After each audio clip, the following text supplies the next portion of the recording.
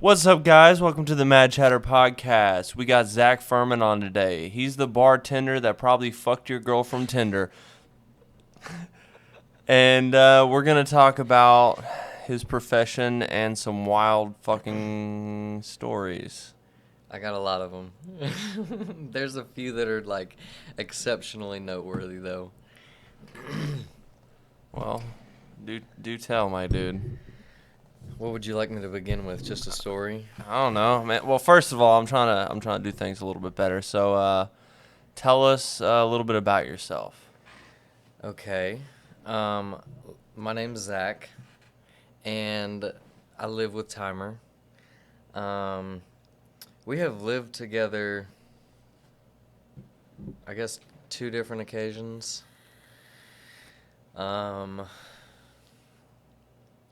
2 different houses. And probably for a culmination of 4 years? Yeah, that sounds about right. Officially or Yeah. so. Like you said, I'm a bartender. I guess as of now, I'm a bar manager.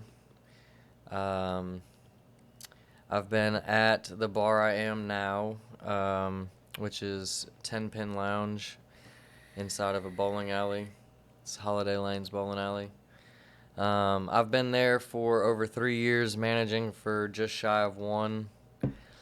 I started out bartending at Outback, and that's where I gained a lot of knowledge, a lot of great people. I still look up to 2 of my trainers still in a very high regard to this day. Let's see. I've also bartended at another restaurant that's half service instead of a full service. I've bartended at pool halls, honky tonks. Have you? No, go ahead. I mean, it's the same thing. It's just a different facility, you know. Maybe different vibe, you know. And that depends too, as if it's like a restaurant versus a bar, and if it's full service, half service. So, have you slept with more girls from Tinder or from your bartending positions?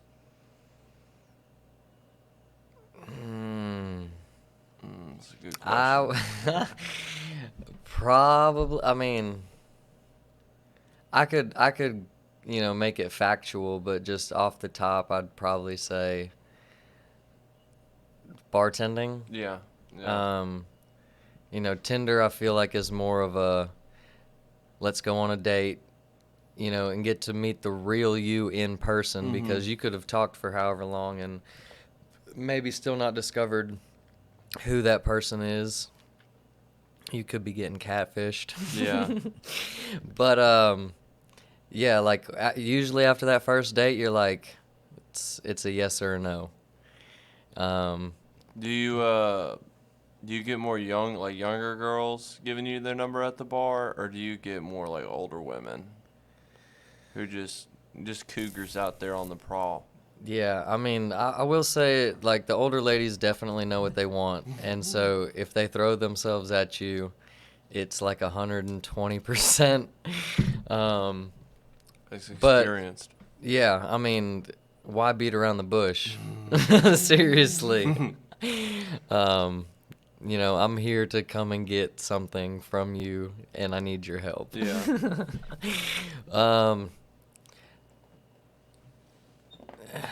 I mean, I'd say it's a 50-50, really. How long you been bartending? How many years?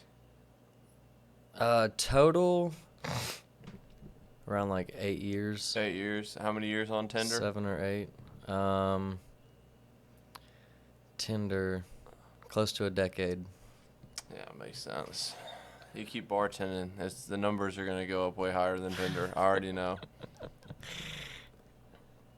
Not to say that, there aren't perks to the job, but Yeah. I do thoroughly enjoy what I do. I'm sure. It doesn't feel much like I'm like having to go in and like punch the clock and God work.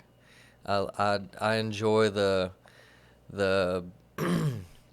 civil exchange, between meeting someone new and then establishing regulars, and then those regulars potentially becoming friends and things like that. So it's a great networking platform. And then there's people that you just don't ever want to see again. Yeah, they come back in there too. Yeah. Yeah. So mostly positive. Yeah, absolutely. So your bar manager. So most of the time you're not behind the bar. When I was bartending, I mean, especially even through like the pandemic, and the getting rid of people and sticking with as minimalistic employees as you can. I mean, I was bartending 7 days a week at most. Now, managing, I definitely get one day, sometimes as much as three. It kind of depends on staffing and availability, whatnot. It just seems like this industry, like there's constant turnover, which is kind of inevitable. Yeah. A lot of the industry is looking for either the high volume or the high profit or a combination of the both. Yeah, and I know you told me this. Like, not only do you want a bartender, but you want someone that's like very social that can bring in people too. Right, like you wouldn't want, I mean, maybe not, but like someone that's brand new, just moved to the city because they don't really have a following, if you will. Yeah. Or, someone that's got a bad reputation around town. Imagine if Austin was bartending. I mean, I have worked with people that are very, reluctant to be that outgoing type of personality that you kind of have to be on this side of the wood. Yeah. And there's days where it's like, you come into work and you're not in the best of mood, and you kind of do have to put a face on. But to me, it's the customers that determine the night. Yeah. And even when you're like swamped and flustered, you can have that guest that comes in and just is like, man, I'll hold up the back of the line, if we need to like have you step back and take a shot of water or whatever, or, how much money would make you smile right now? Yeah. $100. I've had people that are like, before I would sign, how much do you want? Yeah. I'm like, dude, whatever you feel like. Yeah. But How at the much same you time, got? that's what there's a fine line as to like, give me all your money, Yeah. and just be like, I don't know, like whatever. So just say $5 in between you getting a overdraft balance fee or whatever. Right. Right there. You just give yourself $5. There's been people that have told me like, mathematically you need to tip like $2 per drink, and or like standard is this percentage of the bill. Like $2 a beer too. Well, yeah, I mean, depending on if it's like a mixed drink, you'd probably Yeah. do a little more versus like, well, all I got to do is here you go. Yeah.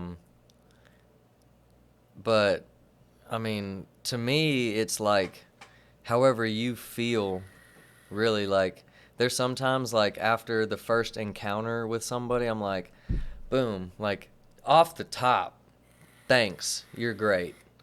And then others, I'm like, could have felt that way at the beginning, and then as the night progresses, I'm like, okay, that was just like it's just their energy. right. Yeah. Yeah, I mean, if I really like you, and you're doing a good job, or I can see you're working hard, busting your ass, like it warrants, some type of gratitude. Yeah. Yeah. It's so obviously it's not like you got a mathematical equation, but like how I've walked in and like stuck $100 bill between this girl's tits yeah. and just walked off. Got like a $3 shot and was like, keep the change. Fucking shot girls. Swear, bro, they're the worst. They're so cute and like. They're just walking around Yes. with like I'm thinking of Sandbar right now, Yes. man. I I remember mean, I was crushing on shot girls back when I was like working at Sandbar. But man, my game was at an all-time low, dude. I was trying to learn that shit. God bless them though, man. They were trying to get me laid up there, man. They really were. Like, they saw me like talking to some girl, and I could just see them all behind the bar, like 4 of them. The man, they're all just peering over at me. how's it going? Yeah, and I know they get on my ass if I go to the bathroom, they're gonna get on my ass for that. Or if I'm not doing something for like 15 seconds, they're gonna be like, "What the hell are you doing?"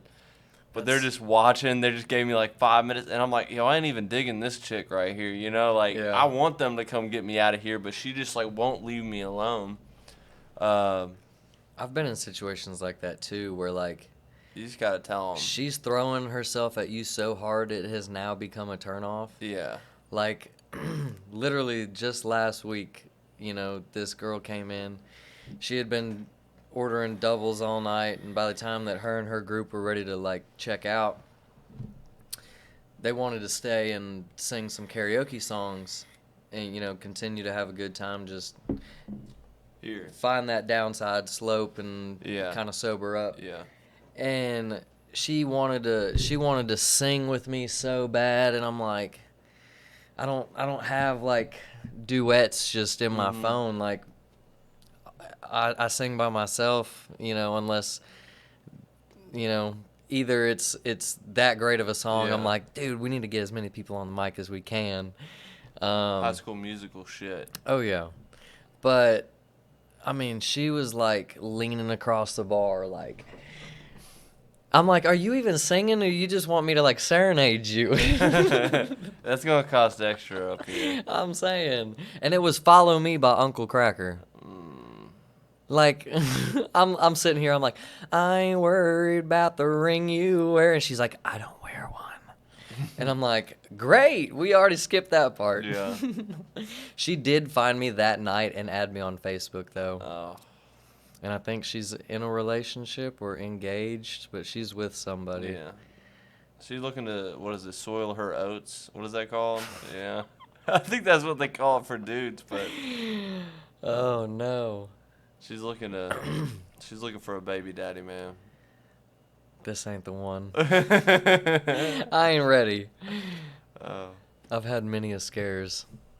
So, Just enough to count on one hand. Like, not Yeah. like every chick I sleep with, it's like, fuck, I gotta worry about this bitch getting pregnant. nah, for me, it's, I'm looking at the girls, like, I fucked with before and stuff. And now they're, like, they have a kid or 2 kids or some shit. And I'm like, oh, fuck, that could have been me, man. Yeah. Like, I was sleeping with this one girl, and she was like, oh, yeah, if I get pregnant, I'm keeping it. I don't believe in abortion. And I'm like, I understand. But, like, for me, that's, like, this one, that's scary for her not to even consider it, you know? Yeah. Like, you work a job and make $7.25 and live with your sister. Like, How is this gonna work? yeah, like, We need to get on food stamps. Uh-huh. We need to get married so we get Well, a bigger tax return. let's just go ahead and live the rest of our lives in poverty while we're at it. You know, I'll start beating you. You'll start doing meth, and the baby will get taken by child services, and we'll be one happy family. You know, and then 5 years after we get our life together, best case scenario, we'll be able to go through the court process and spend a bunch of money on a lawyer, and then we can get our kid back, and then just work all the time, and we don't see our kids. It'd be beautiful, man. Really, I think so much trauma for those we children. should knock girls up that work minimum wage jobs. What do you think? Sounds like a greater America. That's what I'm saying, man. We're not gonna have enough babies. We gotta keep pumping them bitches out, man. Oh no. All that aside, what do you think you're like just out of all your bartending jobs? Like, what's the most money you've made in one night that you can like remember? Um, like dollar per hour or like total walkout? Total walkout. Um, I think it was like somewhere between like 350 and 375. This one guy, business owner of a construction company, um, he comes and holds a company work party, kind of like a little, thank you and Hmm. call it a team building or whatever. But he walks up in the room, wad of $100 bills, bro. Like every employee gets a $100 bill. Yeah. And so like he's like, "All right, man, here's my card. Let's start a tab. Here's $100 to get started with. I'll come check with you at the end of the night and square up with you." I'm like, "Cool, thank you. Thank you very much." Like, Yeah. put that $100 in my pocket and start him a tab. He runs it up, whatever it was, $300, close to four, whatever. It wasn't like outrageous, like because he's got a lot of money, everybody's gonna abuse it. But Yeah. I mean, they had a good time. And whenever he's closing out his tab, I was appreciative and telling him thank you again for Hmm. that $100, to start the night off. Yeah. I can't tell you what it means to me. It's really like, going on and on. And he's like, "Well, hold on." Writes $100 on the credit card receipt, Yeah. slides it to me. He's like, "I appreciate you, man. You're doing a damn good job." And regardless of the monetary value, Yeah. like hearing praises on my behalf is also very gratifying to know that there are people out there that can appreciate my craft and not see it as, you're just pouring up some liquor in a Yeah. cup and cracking open a beer. Like, my name tag at work says mixologist, Hmm. and I take pride in that because I in my downtime will sit with a bartender book, like a recipe book basically, and I know what inventory we've got. I place orders every week and whatnot, and I also know what we have the potential to order. And I'll sit there and I'll read through recipes, and I'm like, "Man, that sounds like something that could sell good here," or, Hmm. "Ooh, that's very interesting. I'd like to just try that and see what it even is." You know, Pour up some stuff and experiment with it. Like crafting a cocktail, for someone's enjoyment is more than most people have at their house, and Yeah. the what the common person thinks of as a bartender. Yeah. Um, You got all those fancy tricks and shit you can do too. right, like there is flair, which is twirling bottles and Seen some impressive some shit. like sleight of hand stuff. Yeah, it's working. Um, just adding to your own, like I said, personality, because that is what really sells somebody as a good bartender Yeah. is your connectivity with the customer, product knowledge, Speed. right, like being able to multitask and whatnot. Those are all really important. You said the guy that walked in, gave you the card, and then gave you $100 off top. I mean, that's where tipping originated from. Like it wasn't, we tip at the end of our meal sort of thing, but instead it was you come into the bar and you tip on the sort of service, the speed you want. Like if I walked in, I could tip $100, at the end, if you did a good job. But if there's like 100 other people trying to get their drinks and I haven't tipped you nothing, there's no incentive for you to make sure I get my shit first. So if I walked into a busy ass bar, tipped $100 off top, you're gonna remember that. Right. You know what I mean? So you're probably gonna see me first or like try to fit me in faster. So Yeah, I mean, from that perspective, like, not as a reflection of what you've done, but here's my expectation. yeah, I can see that. yeah. I mean, like before one of my like re-up trips, I had to go on. I went and I got oil change with G, and but we were already running behind or everything, so we pulled into the mall to get an oil change at Sears back when that bitch was still open. But they had Bring an it oil back. change, yeah. Bring back Sears. And he's like, yeah, man, we got a couple vehicles. It'll probably be about an hour, and then G, he just hands him fucking $40, I think it was. He's like, yeah, he's I like, need you to jump the yeah, line. no, he didn't say that exactly. He was like, hey, man, here's 40. We'd appreciate it if you got this done fast. Bro, I swear it wasn't even 20 minutes late. Like, we just walked across to the mall. Once we got to the food court, man, that shit was already done. Get He's a like, text yeah. alert. I was like, see, now that's how you get fucking fast service. You just got to pay for it, man. Up front, yeah. Up front. Because what the fuck's it going to do? Oh, you did it fast. Here you go. Like, you don't tip fucking oil change people. You know what I mean?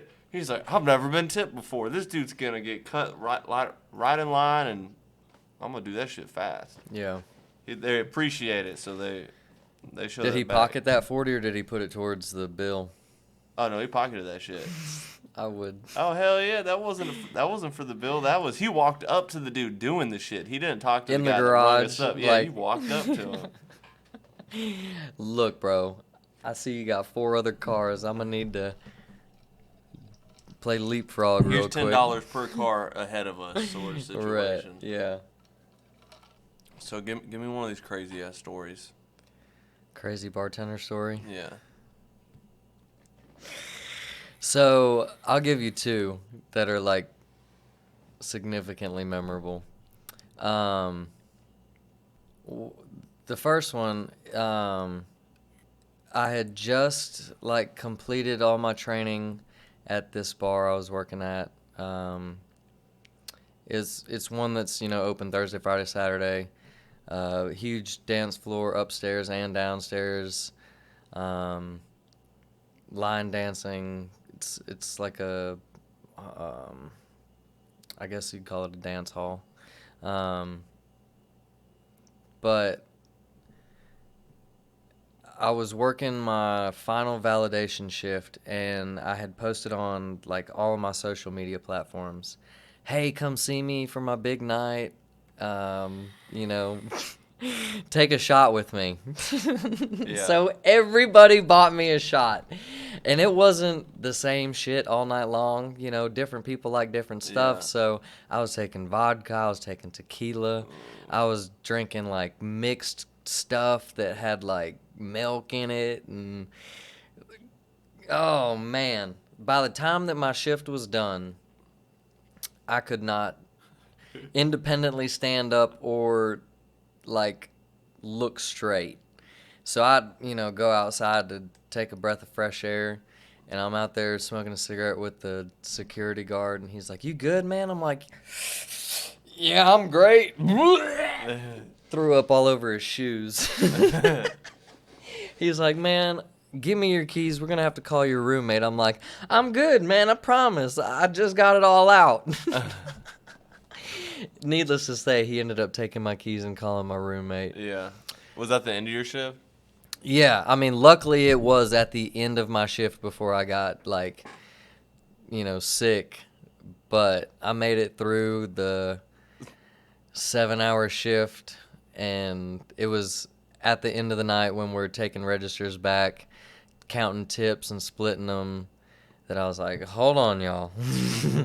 I need to step out. So that was one that's happened, I guess, to me. One that I was a part of. This shit is crazy. It's like football season, I got these guys that three brothers. They come in, buy bucket of beer after bucket of beer, hanging out watching football.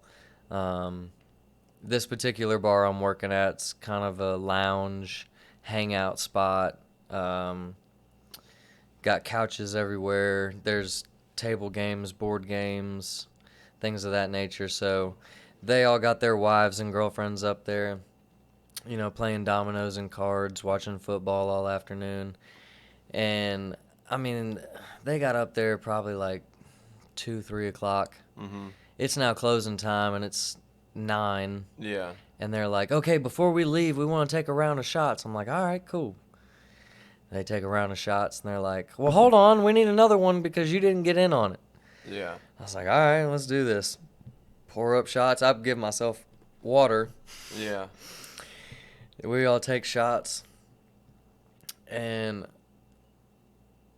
my closing manager walks in to, like, close out my drawer. Yeah.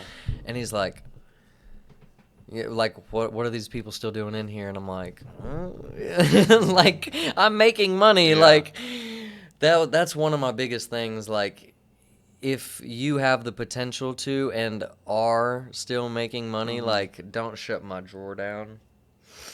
Because now that I'm managing, I'm on salary, but a lot of us work for tips. Yeah. And it's almost that same type, paycheck to paycheck or night to night, Yeah. type Yeah, deal. it can make the difference in your tip. Right. So he walks in and they want to buy him a shot. And he's like, I can't drink, I'm on the clock. And he goes, well, he just took a shot with us. And I'm like, hold on, Mike. Mm-hmm. Like, hold on. I got you. I'm going to pour you a shot too. And he's Yeah. like, okay. So I give them all tequila. We Yeah. take some water. Boom. And so the two brothers close out. One of them and his wife leave. The other one and his wife are hanging out on the patio waiting for the third brother to close his tab out. Mm-hmm. And he wants like a mixed, like a Jaeger bomb. And so I should have known, like, 3 shots back to back to back Yeah.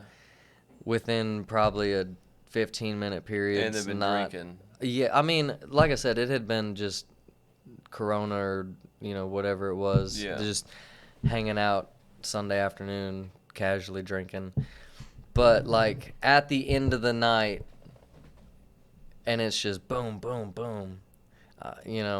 Should have known a little better, but that was the one that tipped the scale, and shit went downhill after that. His brother had come back in the bar, signed his ticket because I had closed it, signed his ticket for him, and then proceeded to try to physically remove him from the bar because it's closing time. Yeah. He then gets combative, and the third brother is the one that had a girlfriend. His girlfriend calls the brother and the wife that had already left. So they come back up there to get the third brother out of the bar. Mm-hmm. And in that time frame, he is now passed out on the floor. And you've got the brother that had been there trying to drag him out the door. The other brother shows up and's trying to drag him back in the door. So they're like giving this dude rug burn in and out of the doorway. And I'm just like, what are y'all doing, man? Like, this is so crazy. Like, cannot make it up. He finally comes to. Yeah. After like 10 minutes of getting drug around on the ground. Yeah. Gets up, proceeds to punch his brother in the face. The other brother puts him in a headlock. And now it's like an all-out WWE every man for himself brawl. And I mean, there is furniture being pushed all over the place. There's a table flipped. there's now like dominoes all over the floor, all this, and I mean, had been telling them, guys, it's time to go, it's time to go, it's time to go. I got to the point where I'm done with the bullshit. Yeah. So I'm like, y'all have got to go. And I'm raising my voice. Yeah. And at one point I ended up like yelling. I'm like, get out of the bar. Yeah. And they kind of like, whoa, you know. I'm like, I'm about to call the motherfucking cops. Yeah. I've asked you to leave and you are not, which is permissible as trespassing. Mm-hmm. I don't want to get the law involved. Y'all have been great all day up until now. Yeah. If you would kindly please just leave and everybody go about their way. Ended up having to call the cops. I mean, my closing manager's with me the whole time all this is going on. You know, and as an employee, you don't want to put your hands on anybody and cross the line or anything. I had to like bear hug this guy and lift him up and put him in a chair out on the patio. And I was like, sit there. I mean, you obviously can't drive. Yeah. All of your people have left now because I've told them the cops are showing up. Mm-hmm. And you're going to have to deal with them. They show up. He's asking for ID and whatnot. And he's like, man, I'm a real G. I don't need to tell you nothing. It's like all this crazy shit. And he's like, I don't want to take this guy to jail, but if he keeps acting the way he is, I'm going to have to. So the fam left and grabbed a cousin at the house to come back, pick up his uncle, and take him wherever. Yeah, just out of there. Which all would have been fine until the uncle got combative with the nephew. And so now it's like, you're doing this shit in front of the cops. So they showed back up in front of the cops? Yes. Like, the one of the wives, who hadn't really been drinking all that much, showed up with this nephew or cousin and dropped him off. She left, and so now, you know, he's supposed to drive on home. Mm-hmm. And he gets combative with him in front of the cops and is still, like, just being disorderly. They ended up taking him to jail. Yeah. And what's crazy is, like, I seen him at the strip club like 2 months later, and I was like, hey bro, look, I want to let you know that it was nothing personal, you know, it's just kind of like policies and procedures. He's like, dude, I'm sorry, that was like really bad. Like, I'm sorry, sincerely, you know. And I'm like, I'm glad that, you know, there is no hard feelings about it, because, you know, and I told him, I'm like, y'all are more than welcome to come back whenever you want. Like, and my manager even said the same thing. Like, y'all are good, we just know that shit hit the fan. You know, alcohol has a crazy way of affecting people, and it varies person to person. How much you want to bet he don't remember that night? I mean, it's possible that he may not remember any of it, or bits and pieces. You know, by the time he probably got in, you know, pulling up to the police station, I'll sober your ass up. Right, you're like, oh shit, this pinch me. Yeah. that cold shower wake your ass up too. Yeah. How many cold showers you taking? Couple. Except if we're talking about actual showers in jail, them bitches are hot as fuck. That shit will scorch your skin. We could refer to as Boy Scout campouts. And oh, that's a cool shower. You ever do the polar bear plunge? Mm-hmm. That shit. For your information, ladies and gentlemen, the polar bear plunge is where the outside temperature is 32 or below, and you jump into a body of water, and you get a little patch saying, hey, you did something crazy and stupid. Yeah. I think I've done it once other in my life too. Lake house, December vacation or whatever. I was like, bet you won't jump in that freezing water. I'm like, bet I will. You got a hot tub ready? No. Or a shower. A hot shower, Yeah. man. Fuck. I'm kind of like looking at these podcasts right now as a like a time capsule, like a video time capsule sort of situation. So, what do you want in your video time capsule? Ooh. Like, where you at? Like, marking progress. Like, looking back at this shit 10 years from now. Well, I would like to congratulate myself on finally becoming financially independent. That has been like, I wouldn't necessarily say a struggle, but it's like as soon as you see the light at the end of the tunnel, boom, you get knocked back down. Yeah. And you get yourself back up and you dust yourself off and you keep trucking and you see that light at the end of the tunnel again and then wham! There it is again to knock you down. Like, so, to say that I'm not indebted to anybody or any establishment. You have no debt? None. None. It's a great feeling. Yeah. I couldn't tell you my credit score though. Yeah. Man, dude, if you have no debt and you keep no debt, you don't have a good credit score because they only score your payments on debt. Right. But, like I will say, ever since moving out of my parents' house, I had, basically been indebted between vehicle after vehicle after vehicle and going to jail after going to jail after going to jail and medical expenses and, just shit that life hands you, whether you draw from the top or the bottom. Yeah. But I'd also like to say, I guess, like, I don't know how to word it. But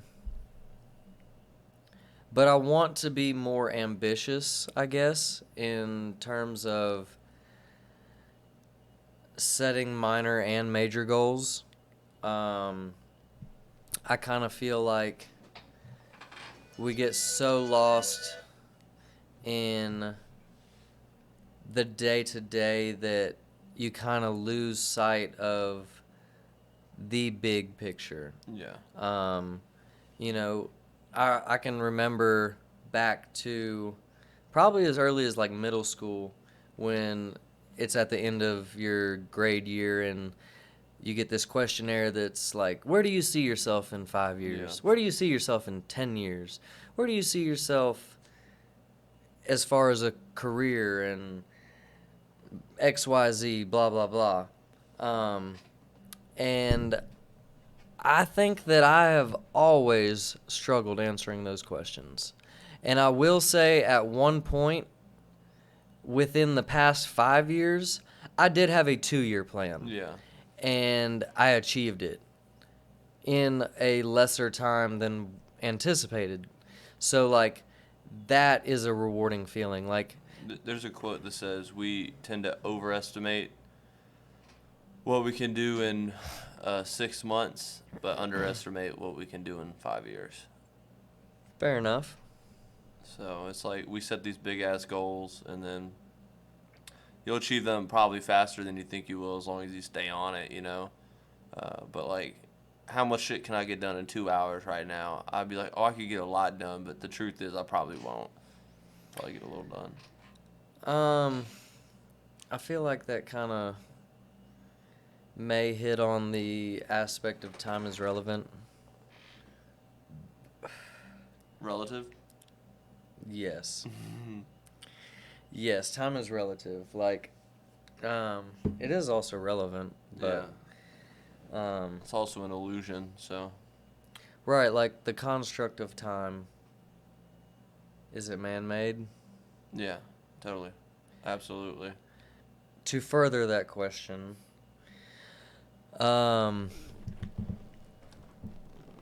if we went back as far as, We should be talking about that. like,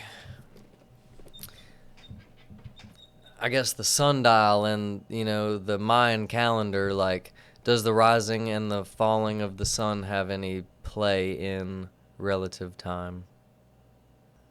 I mean, our time is based off of the Earth and the sun going around, so Is the Earth flat? in certain spaces, I guess nothing's really flat on Earth. Are you a flat earther? Totally. YouTube's gonna flag this podcast for disinformation now. Right. Yeah, I just got educated on that the other day. Did you? Yeah. I remember Galen was saying something. He's like, dude, the Earth is flat. And I think even Jordan was talking about that. He was like, the Earth is flat. Now, I don't know what the fuck they believe now or if they're just fucking with me. Yeah, I mean, there's articles and scientific theories to prove and disprove both sides of the story. Dude, the world ain't fucking flat, man. I don't think so. Explain gravity if the world's flat. I'm sure, like, the thing is, there's so much other science behind it. I'm not Right. going to get into, man. Like, that would, the Earth being flat would fuck with all the other science. So you would have to have an argument for everything that it disrupts in your theory. Like, I don't even understand how the sun can rise and set if the Earth's flat. We're going to have one pissed off flat earther in the comments section. Just Please, be like, please leave your comments down below. Oh, yeah. I would love to argue civilly. Let's call it a debate. Let's debate this. man. Is the Earth flat? Was there anything else you wanted to add besides getting philosophical in that thing? The whole time is relevant. No, the time capsule thing. Oh, time capsule.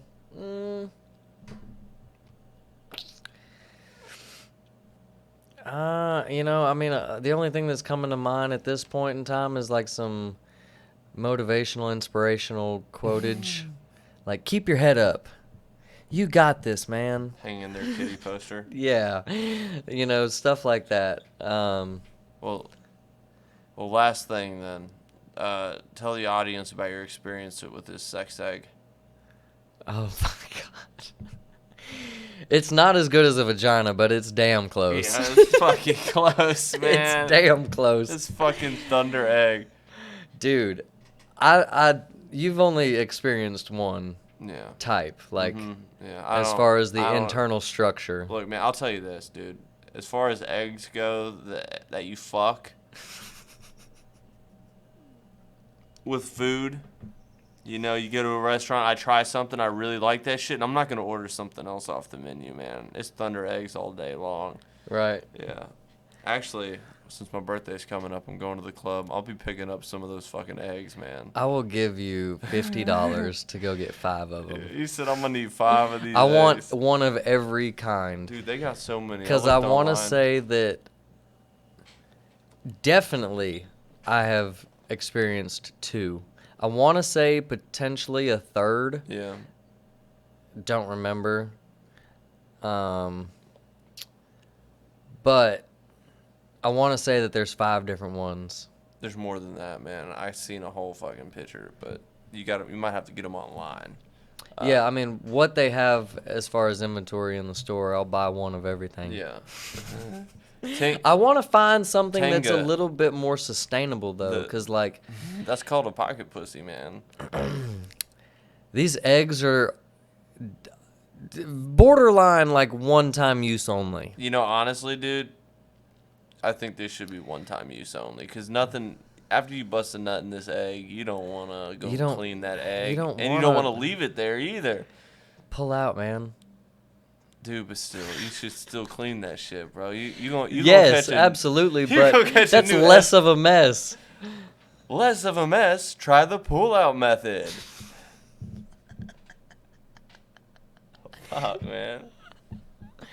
Well, Tenga, whatever the fuck the name of this brand is, should sponsor this channel. Sponsor the Mad Chatter podcast. It's brought to you by Tenga Eggs.